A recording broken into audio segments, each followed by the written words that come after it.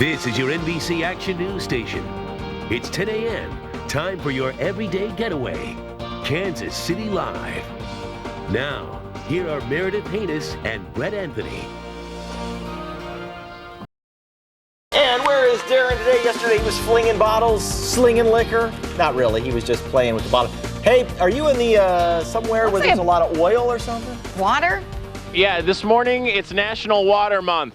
No. The 4 water towers, if you've ever driven down K10, are a site that you've seen many, many, many times, but it is on the actual site of the water towers that is one of the most incredible and interesting training facilities in the Kansas City metro area. Where am I? I will reveal that to you in the moments to come. But first, Darren dealing with water today. Is he sinking or swimming or just drinking? Or near it. Hey, Darren. Hey guys, it's just off of K10 that I am this morning on the site of the 4 water towers.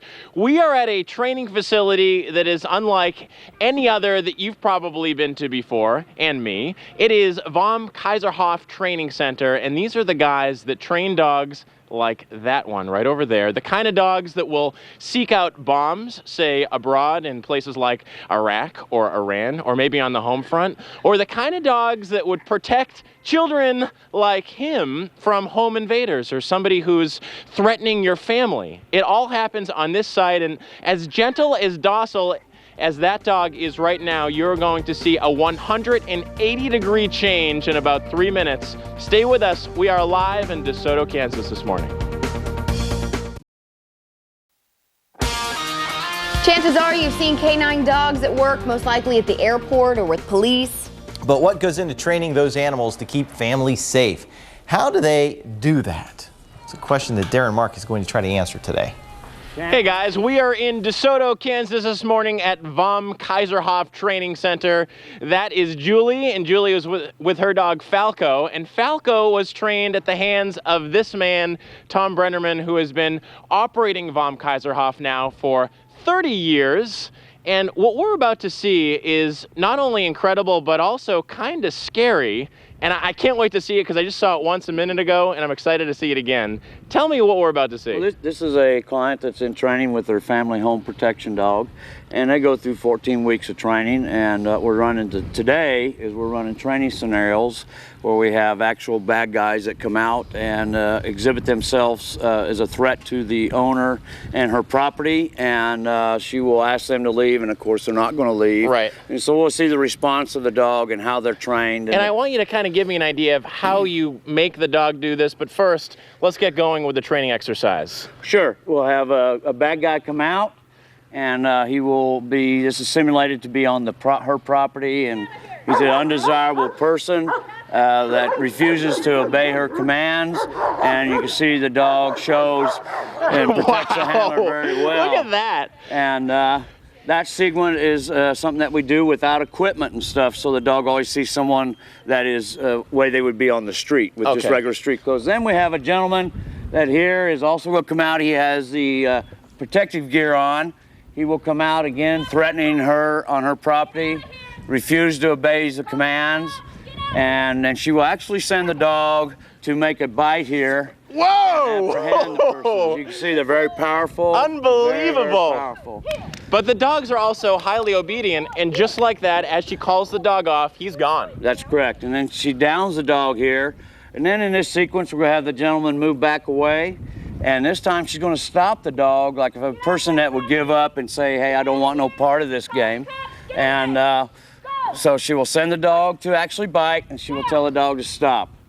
Amazing. And once the dog stops, then we stimulate the dog in this training for doing correctly by actually letting him then go down and bite the bad guy again. All right, so let's talk about how these dogs are trained to do this. They're much like natural-born athletes in the sense that Michael Jordan is, and Terrell Owens, and so on and so forth. That's correct. They're born with the ability. That's absolutely correct. And you select that, so that's part of your skill, but then you have to harness that. Yes, and we train them, when they first come here from Germany, we start training them with little puppy tugs and puppy sleeves, where we show them how to make a grip on there and how to bite and how to grip somebody with a full mouth and to stop that person from whatever crime they might be committing. And then they also have scent instincts that allow them to know when someone is emitting that fight or flight scent. And that's natural genetically in the dogs, but you also teach them to harness that. Unbelievable.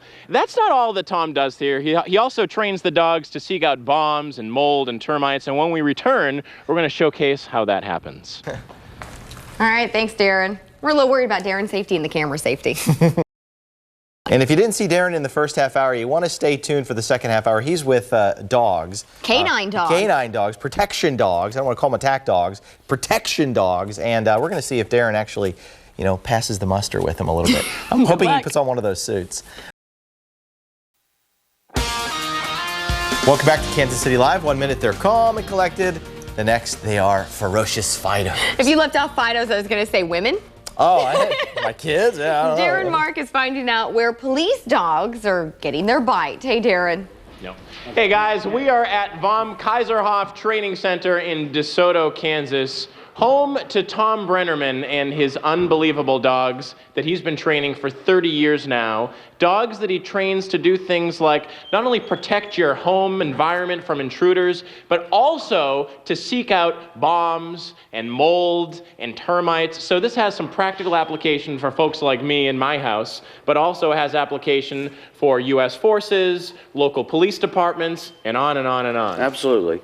And this is a dog that's been selection tested for detecting bombs. And when you say selection tested, just like in the case of Julie's dog, you actually go through a whole host of dogs and say, which one is genetically predisposed to doing this better than the others. Absolutely. We'll probably look at 150 dogs to pick one.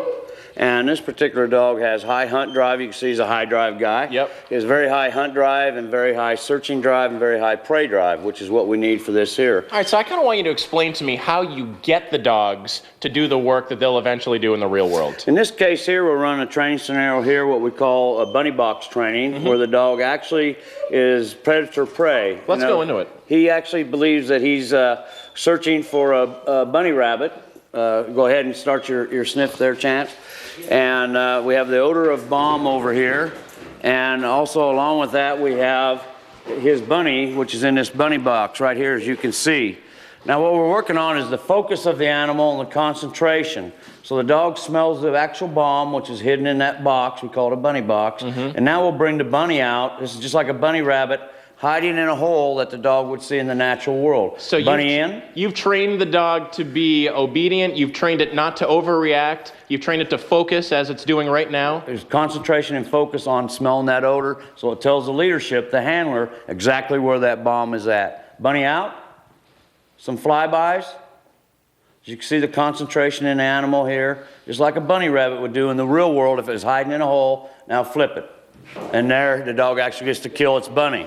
That's what he's actually doing there. He thinks, the dog doesn't really know that's a ball. The dog thinks that's a bunny rabbit. So you're relying on the instincts that it was born with, basically. Yes, we train through drive and the natural instinctual drives of the dog.